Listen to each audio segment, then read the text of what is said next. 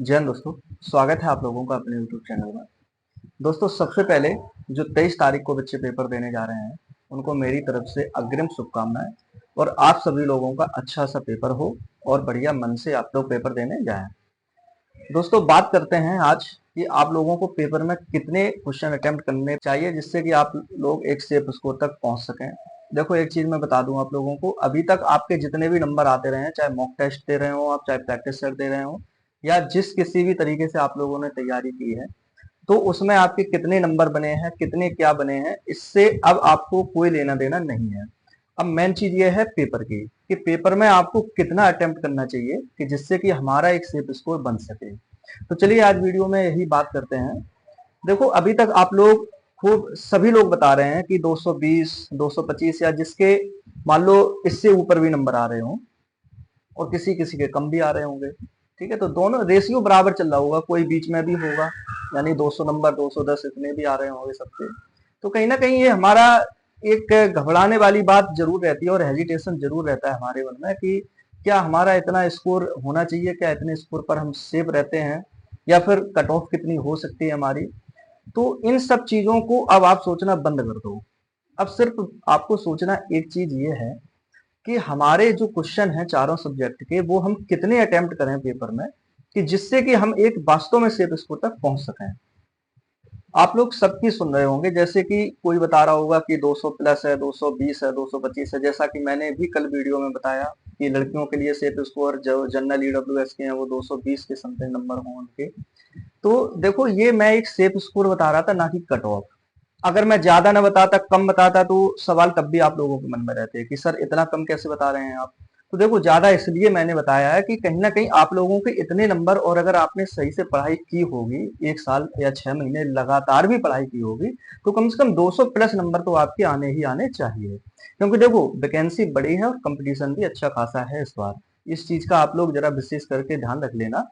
लेकिन फिर भी मैं एक चीज आप लोगों को बता दूं कि जिनके नंबर, लड़कियों की खासकर मैं अगर बात करूं, देखो मैं हमेशा एक चीज आप लोगों को बताता चला आ रहा हूं कि मॉक टेस्ट और प्रैक्टिस सेट और पेपर में अंतर होता है। ये चीज आप लोग विशेष कर ध्यान रख लीजिएगा कि जो आप मॉक टेस्ट में स्कोर कर रहे हो खड़ा, और प्रैक्टिस सेट के माध्यम से जो भी स्कोर आप लोग ला रहे हो, उसमें और पेपर में थोड़ा अंतर देखने को जरूर मिलता है।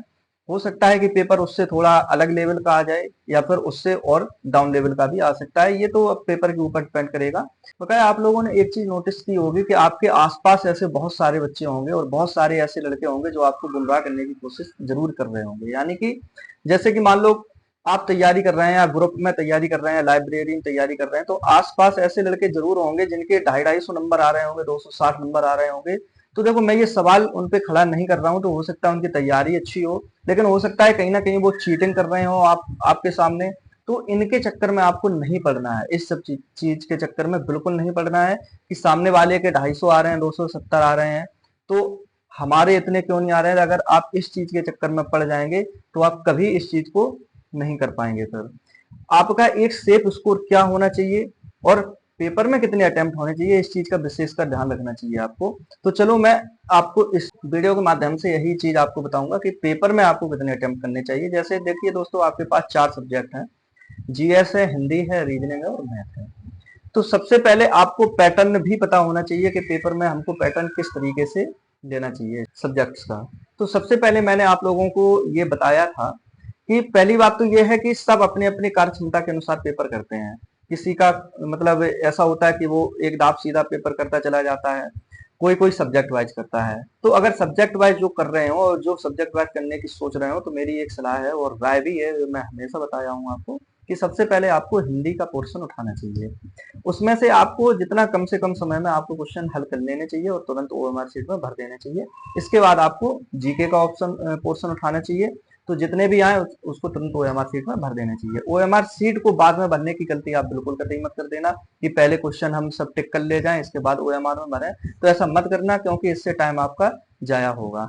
आप जितने क्वेश्चन आ रहे हैं, आपको जितने हिंदी में आ रहे हैं, जीएस में आ रहे हैं, उतने आप जरूर ओएमआर शीट में एकदम से फिलअप कर दीजिएगा। इसके बाद फिर आपको रीजनिंग उठा लेनी है। रीजनिंग में बहुत सारे क्वेश्चन ऐसे होते हैं जो मतलब वन लाइनर होते हैं, थोड़े मतलब देखने पे और समझने पे आ जाते हैं, तो उनको आप लोग कर सकते हैं। इसके बाद फिर आपको मतलब कैलकुलेशन टाइप में कर लेने हैं। तो जितने हो जाए, मतलब टारगेट तो वही रखना है आपको 45 प्लस का ही, चाहे लड़का हो चाहे लड़की हो। और मैथ में भी आप लोगों को पहले भी मैंने बताया है कि कम से कम 15 क्वेश्चन तो आप लोगों को इतने कर ही लेने चाहिए। तो चारों सब्जेक्ट का एवरेज अगर मैं बता दूं आप लोगों को, तो कम से कम 25 क्वेश्चन आपको जीएस में लगभग, अगर आपकी तैयारी अच्छी है तो, और कम से कम 30 से 35 के बीच में क्वेश्चन आपको हिंदी में कर लेना चाहिए। तो लगभग अगर 30 और 25 ये मिला के 55 क्वेश्चन यहाँ से हो जाएंगे। इसके बाद 45 का टारगेट आप लोग रीजनिंग में रख लीजिएगा, और कम से कम 15 क्वेश्चन आप लोग मैथ में रख लीजिएगा जिनकी तैयारी अच्छी है। और अगर लड़कियां इस चीज को सुन लें, अगर जिनका मैथ थोड़ा कमजोर चल रहा है, तो कम से कम 10 क्वेश्चन तो आपको मैथ में रख ही लेने चाहिए। और जो 3 सब्जेक्ट में बताए हैं, इतने लड़का और लड़की दोनों के लिए एवरेज स्कोर मैं बराबर बता रहा हूँ। तो इस हिसाब से आपके 110 क्वेश्चन बन रहे हैं। तो 110 क्वेश्चन को आप लोग इस तरीके से समेट लेना अपने अंदर कि भाई मैंने 110 क्वेश्चन एकदम से सही सही कर लिए हैं। तो 2 4 5 क्वेश्चन और आप अगर इसमें बढ़ा ले रहे हैं तो और अच्छी बात है। जैसे कि मान लो 115 हो गए, तो 115 आप लोग एकदम से अपने अपने अंदर समेट के रख लेना कि भैया हमारे 115 क्वेश्चन एकदम सही हो गए हैं। फिर करना आपको दिमाग का यूज, यानी कि फिर आपको ऐसे क्वेश्चन उठाने हैं कि दिमाग का यूज का मतलब मैं बता रहा हूँ कि थोड़े तुक्का अगर जो लोग सोच रहे हैं उन चीज का बता रहा हूँ, कि फिर आपको ऐसे क्वेश्चन उठा लेने हैं कि जिनमें आपको लोग 50% सही है। तो फिर ज्यादा नहीं उठाने हैं आपको, 10 15 क्वेश्चन ऐसे उठा लो जिनमें 50% संभावना हो, तो उनमें आप लोग मतलब अपने हिसाब से क्वेश्चन लगा सकते हैं। तो उसमें से भी आपके कुछ ना कुछ सही जरूर हो जाएंगे। और इसकी जो रणनीति और मैंने किस तरीके से बताया, तो वो चीज मैंने पिछली वीडियो में आपको बताई है। उस वीडियो को आप लोग जरूर देख लीजिएगा, लिंक आपको डिस्क्रिप्शन में मैं दे दूंगा, ठीक है। तो कम से कम आपको, चाहे वो लड़का हो चाहे लड़की हो, किसी भी कैटेगरी की हो, मैं आज एकदम फाइनल बता दे रहा हूँ कि कम से कम आपको 110 से 115 प्लस क्वेश्चन, एकदम मतलब प्लस का मतलब है सही, एकदम क्वेश्चन आपको कर लेने हैं। और इसके बाद फिर आप अपने दिमाग से अपना ब्रेन यूज करके थोड़ा बहुत अपना 50% जिसमें संभावना रहती है उनमें कर सकते हैं। ज्यादा तुक्केबाजी में मत पड़ना, क्योंकि गलत अगर ज्यादा होगा तो एक्यूरेसी पे आपका जरूर प्रभाव पड़ेगा, पर सही का मतलब कोई नहीं रह जाएगा। मैं हमेशा ये चीज आपको समझाता चला रहा हूँ। तो ठीक है, अटेम्प्ट की अगर बात रही, और लड़कियों के लिए अगर खासकर बात यह है कि जिनके नंबर, देखो नंबर आप लोगों को सभी लोग बता रहे होंगे, तो इन सब चीजों में कहीं ना कहीं आप लोग जरूर कंफ्यूज हो रहे होंगे कि कहीं कोई कुछ बता रहा है कोई कुछ बता रहा है। तो ये चीज मैंने भी अपने तरीके से एनालाइज किया है इस चीज का, कि जिन लड़कियों में, चाहे वो किसी भी कैटेगरी की लड़की हो, अगर आपके 180 190 200 तक नंबर अभी अगर यहाँ बन रहे हैं, तो आप लोग घबराने की कतई जरूरत नहीं है। मैं फिर से आपसे कह रहा हूँ, क्योंकि मॉक टेस्ट प्रैक्टिस सेट और पेपर में अच्छा खासा अंतर होता है। आप लोगों को जरूर वहां पे ऐसे एवरेज क्वेश्चन रखे मिलेंगे कि जो मतलब आप सभी लोग कर सकें। ऐसा नहीं है कि आपको एकदम से कठिन शब्द रख दिया जाए तो आप कुछ कर ही ना पाए, ऐसा बिल्कुल नहीं होता है। आपको एवरेज पेपर ही देखने को मिलता है, ऐसा नहीं है बिल्कुल, ठीक है। तो ठीक है, अगर आप लोगों के और जो 30 31 की शिफ्ट वाले हैं उनके लिए समय है अभी, 24 25 वालों के लिए मैंने जैसे कल पेपर में कल की वीडियो में भी बताया था कि उनके लिए भी समय है। अगर जिनका मैथ कमजोर है तो वो रीजनिंग को फोकस कर लें अच्छी तरह से, और हिंदी जीएस का भी रीजन करते रहें। ठीक है, तो आज की वीडियो के माध्यम से मैं आप लोगों को थोड़ा यही चीज और बताने आया था कि अटेम्प्ट आपको कितने करने हैं जिससे कि आपका स्कोर एक सेफ रहे।